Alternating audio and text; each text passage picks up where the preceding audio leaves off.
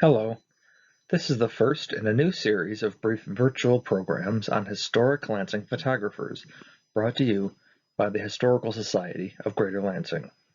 This first program will be about Lansing photographer and optician Frank N. Bovee. Frank Bovee was born in Northville, Michigan in 1868.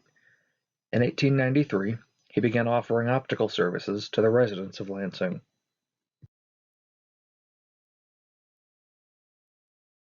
Early on, he worked as an optician in the jewelry business of R. E. Brackett in the Hollister Building. This initial stint of business in Lansing was brief. Bovee joined the U.S. Army during the Spanish-American War of 1898 with the 31st Michigan Volunteer Infantry. He later served as president of the United Veterans Council. In 1906, Bovee restarted his optical business. He started in the Hudson House Hotel with a street-facing entrance.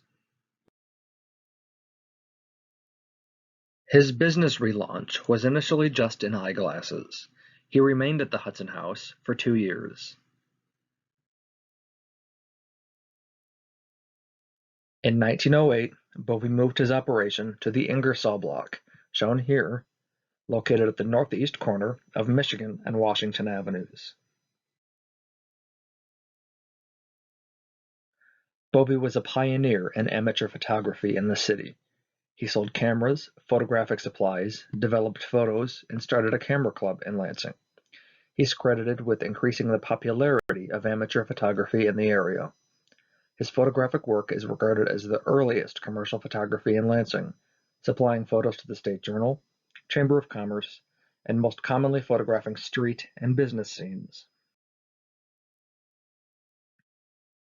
These are examples of Bovee's postcard backmarks. These photo postcards were printed by Bovee, but not all were taken by him. These markings were printed onto his postcard stock and used for developing and printing, so some were his photographs and others were those he printed for amateur photographers. Bovee did own a portrait studio intermittently throughout the 1910s, though he primarily did commercial work. This is the noted panoramic photograph taken by Bovee from the roof of the Downey Hotel on Decoration Day 1912. Since the equipment to print panoramas was so expensive, Bovee's photo was printed by major commercial photographic printer Haynes Photo Company of Conneaut, Ohio. Only a handful of full-size panoramas were produced, along with now rare 4-card-wide postcard copies. Sometime early on in his career in photography and photographic supplies, Bovee acquired an archive of historic photo negatives from 19th century Lansing. This is an example of a postcard he produced and captioned using those historic negatives. His captions were not always correct, but this example is. This photo is not marked by Bovee, but we know he was responsible for the early 20th century photo postcard reproductions of these historic images. Using many of his commercial photographs paired with his archive of historic negatives, Bovee created this publication, Lansing, Michigan's Commercial Center, in 1912. Throughout its 20 pages, the book depicts the state capitol, public buildings, Michigan Agricultural College, schools, churches, bridges, parks, residences, depots, businesses, and factories, plus a handful of panoramic photos. The publication was printed by the Robert Smith Printing Company and was used by the Lansing Chamber of Commerce for promotional purposes within the city. Bovee operated a few portrait studios in conjunction with his optical and photographic supplies business. As you can see here, he at one point opened a portrait studio in the City National Bank building, a separate location from his primary business. In 1914, Bovee moved to the 200 block of South Washington, back to the Hudson House.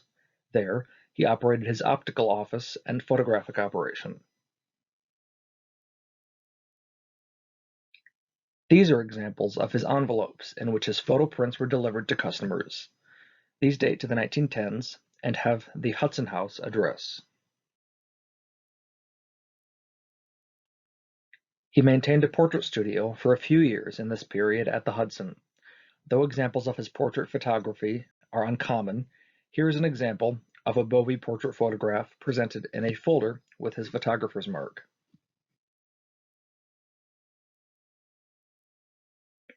In December 1919, the Hudson House burned, destroying Bovee's business with a loss of about $5,000. Over the next 2 years, Bovee rebounded. He was able to reopen his operation in the new Strand Theatre Arcade, which was built on the site of the Hudson and opened in 1921. Bovee remained at the Strand for about 1 year. In 1922, Bovee fitted the ground floor of his home at the corner of Grand Avenue and Main Street to house his office. By this time, he was less active in photography and was almost exclusively working in optometry, an advancement from his years as an optician.